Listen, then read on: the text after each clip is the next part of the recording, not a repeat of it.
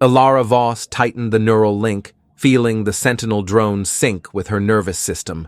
Data cascaded into her mind: thermal readings, seismic shifts, enemy movement. The Klythar were closing in, their bioorganic exoskeletons shimmering under the asteroid's dim industrial lights.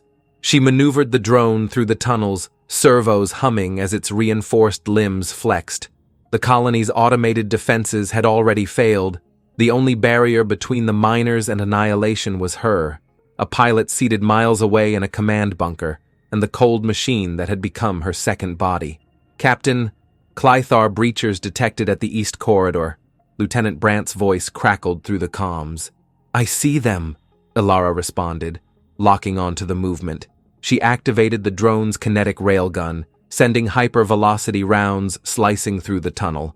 The first wave of Klythar warriors crumpled, ichor spattering against the rock walls. Yet more came. They always did. Seismic tremors rattled the colony. A new alert flashed across her HUD. Localized detonations detected. Structural integrity compromised. "They're trying to collapse the tunnels, forcing survivors into a controlled kill zone for harvesting," she muttered. Her mind raced. The asteroid was unstable enough. If the tunnels caved in, there would be no escape for the miners. "Elara," Colonel Damaris's voice cut in from high command. "Pull back. We can't risk a total neural lock. If the link overloads—" "I know the risks," she snapped, silencing him. The drone was pushing its limit, and so was she. Every nerve in her body ached with the strain of the neural interface. If the link severed improperly, her consciousness could fracture, or worse, be absorbed entirely into the machine. Another explosion rocked the tunnels. The main evacuation route collapsed in a roar of stone and metal. Screams filled the comms. "The secondary exit is blocked, but a new fissure from the explosions might be navigable if they move quickly," Brandt reported. "They're trapped!" Elara cursed. The colonists had minutes before the Klythar overran them. The failsafe indicator on her HUD glowed a warning. Neural load at critical threshold. Disengage immediately. But she couldn't. Through the drone's optics, she saw the miners, men, women, children, huddled in the cavern beyond. The Klythar swarmed toward them, talons gleaming. The colony's last line of defense was her alone. She flexed her mental grip on the sentinel, pushing past the searing pain lancing through her skull.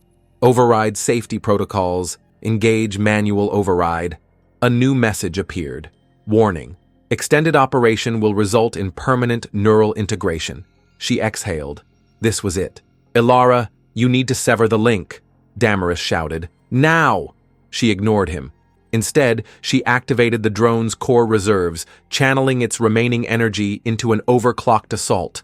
Servo motors whined as she drove the drone forward, a storm of ballistic fire tearing through the advancing Klythar. Her vision blurred. She wasn't just piloting the Sentinel anymore. She was becoming it. She felt the weight of its metal frame as if it were her own flesh, the rush of hydraulic fluid like blood in her veins. A secondary process in the Sentinel's neural core activated, mirroring her consciousness, a safeguard designed for emergencies. The last fragments of her human body, seated safely in the command bunker, drifted into irrelevance. "Elara!" Brandt's voice, desperate now. She didn't respond. There was no more Elara, only the Sentinel.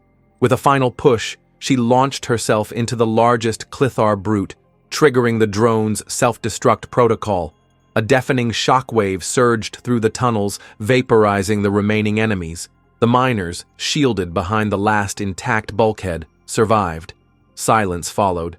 Then, the emergency beacon flickered to life. "Status?" Damaris demanded. "The Klythar force has been neutralized," Brandt answered. "The colonists are evacuating." A pause. "And Voss?" No response. Back in the control bunker, Elara's body remained motionless. Neural scans detected only residual activity, an echo, a presence locked within circuits and steel. The Sentinel drone, standing alone in the ruined cavern, twitched, its optics flickering in recognition. "Elara?" Brandt whispered. The drone's fingers curled slightly as if grasping for something.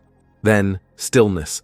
A monument of war, neither fully machine nor human. a guardian bound to the hollow corridors of Varkas 9.